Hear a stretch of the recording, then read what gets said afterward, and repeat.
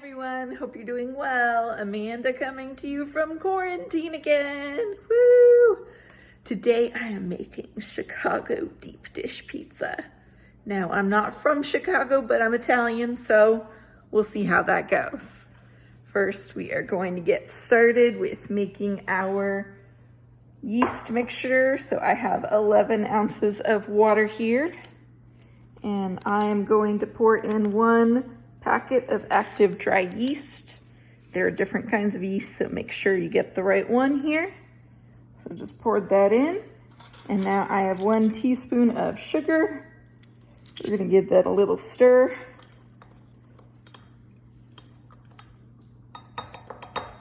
And then we're gonna wait 15 minutes for it to bloom.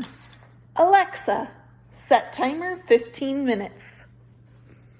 Now, 15 minutes, starting now. While that's going, we'll get our dry ingredients started. So I have 3.5 cups of flour that I'm going to pour into the KitchenAid.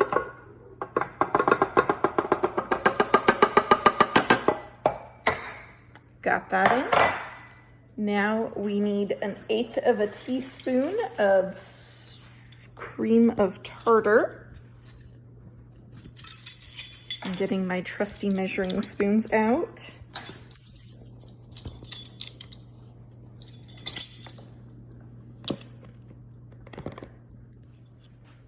And we have our 1/8 of a teaspoon. It goes in. Cream of tartar is going to give us the texture we need. It's a nice little addition. And then finally, we need 2 teaspoons of salt. So I'm going to grab that measuring spoon again. Can you tell I'm not set up for making videos? Trying to find a good spot for the phone to sit. I'm actually gonna pour over the stand mixer because I tend to make a mess while cooking. So I wanna make sure that anything I spill gets in the mixer too. Alrighty, so we have all of our dry ingredients in there. Just gonna bring this baby up. And then I'm gonna go ahead and turn it on stir and just mix those dry ingredients up. Make sure they're well blended.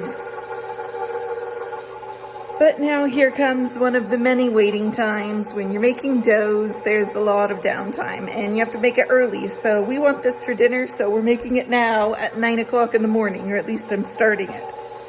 So I'm gonna let that blend for a minute or 2, and then I'll come back in however many minutes left we have on our timer for the yeast mixture, and we'll combine those. We're back. It has already been 15 minutes. So now what I'm going to do is I'm going to grab this yeast that has been flouring. I'm gonna pour it in with our dry ingredients, and then I'm going to add 1/2 cup of corn oil.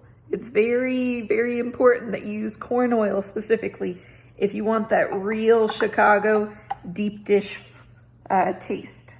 So I've poured that in. Now, instead of using the stand mixer for this part, I'm going to use a rubber spatula to get everything combined.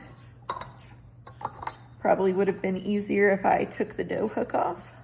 So let's get that done. Now we're gonna use this rubber spatula, mix everything up.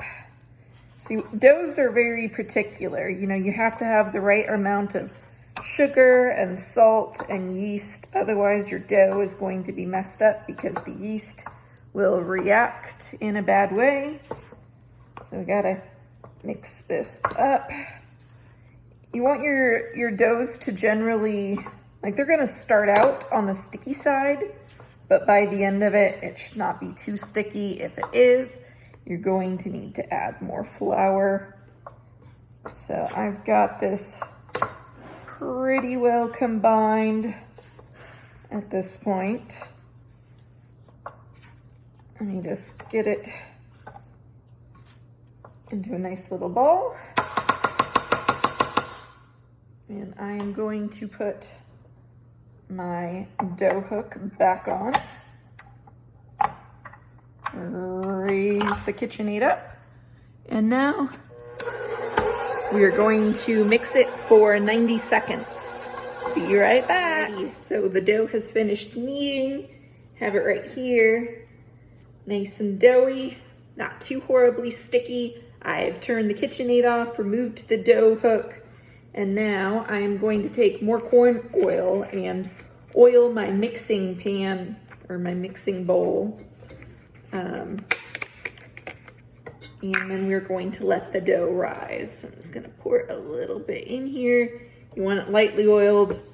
I'm pretty bad. I just use my hands because I don't, and mind you, hygiene is very important when you're cooking, especially doughs. So make sure you thoroughly wash your hands before you start doing this. I just want to coat this whole bowl because this dough is going to rise quite a bit.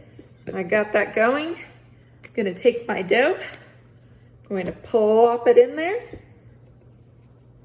It's going to take 6 hours to rise. So you have to make sure while it's rising, if you want it to rise properly, that it's in the right temperature and humidity as well.